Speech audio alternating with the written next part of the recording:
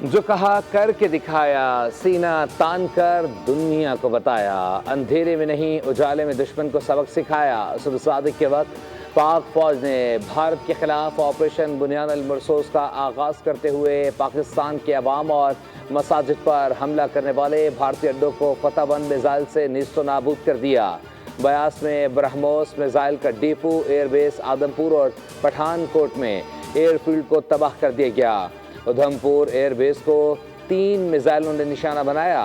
بھارتی brigade head quarters کے جی top supply depot اڑی کو بھی تباہ کر دیا گیا۔ بھارت کی اخنور ایویشن بیس بھی بھسم، ساتھ ہی ساتھ سائبر ٹیک کے ذریعے بھارت کے 70% بجلی گرڈز کو ناکارہ کر دیا گیا۔